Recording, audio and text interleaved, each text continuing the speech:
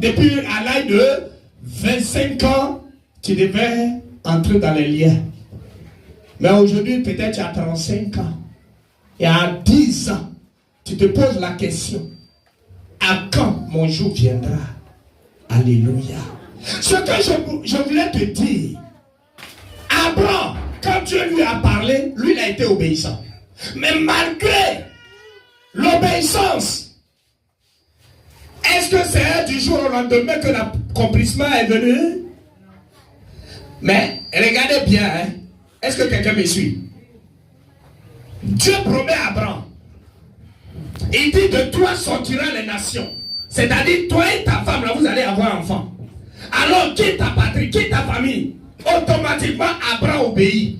Mais je pose la question à quelqu'un. Est-ce que, pasteur Abraham obéit? L'accomplissement était facile? C'est une question. Est-ce que l'accomplissement était facile? Au moins, il a obéi. Mais combien de temps après que l'accomplissement a eu lieu? Point d'interrogation. Alléluia. Mais regarde-toi. Lui, il a obéi. Mais les années, 2 ans, 3 ans, 4 ans, il ne voyait rien. Et toi, mon frère, ma soeur, toi qui m'écoutes ce matin, est-ce que tu es dans l'obéissance? Toi qui dis, mais pourquoi depuis Dieu ne fait rien? Pourquoi depuis Dieu ne fait rien? Est-ce que tu es dans l'obéissance? Que le Seigneur nous bénisse. Est-ce que tu as la page? Tu as la page? Prends le micro et lis-nous. Genèse 21, 1 à 5. Écoutons la parole. Je lis la parole de Dieu avec respect et considération dans le livre de Genèse 21, verset 1 à 5.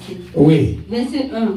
L'Éternel se souvient de ce qu'il avait dit à Sarah, et l'Éternel a accompli pour Sarah ce qu'il avait promis. Le verset 2. Sarah devint enceinte et elle enfanta un fils à Abraham dans sa vieillesse, au temps fixé dont Dieu lui avait parlé. Verset 3. Abraham donna le nom d'Isaac au fils qui lui était né, que Sarah lui avait enfanté. Le verset 4. Abraham circoncit son fils Isaac, âgé de 8 jours, comme Dieu lui avait ordonné. Alléluia. Le verset 5. Abraham était âgé de 100 ans à la naissance d'Isaac, son fils. Alléluia. Est-ce que quelqu'un peut acclamer la parole de Dieu? La promesse et l'accomplissement. Le temps de Dieu. Le temps de Dieu. C'est ce temps qui s'écoule entre la promesse et son accomplissement. Alléluia.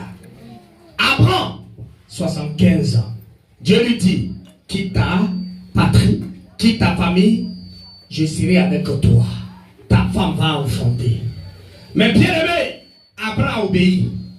Un enfant obéissant, qui craignait son Dieu. Automatiquement, il suit les autres.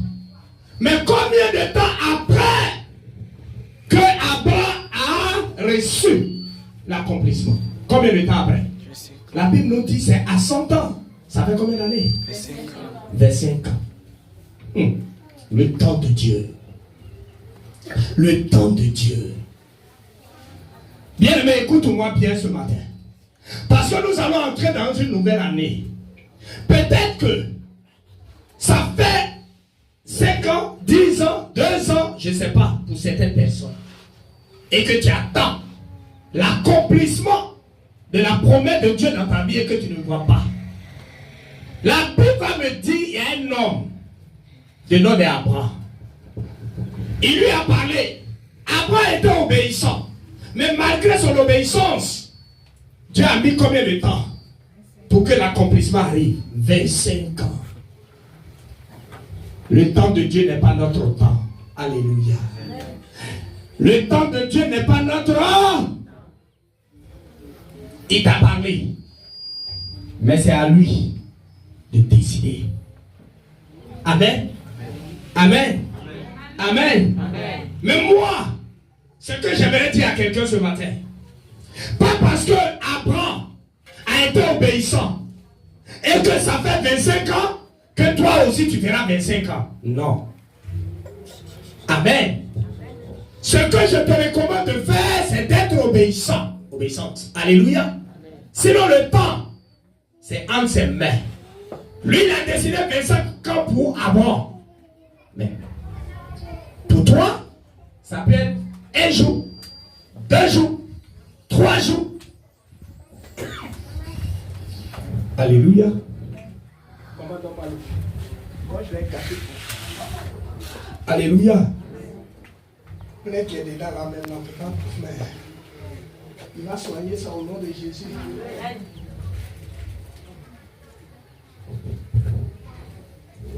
Amen. Comme je le disais,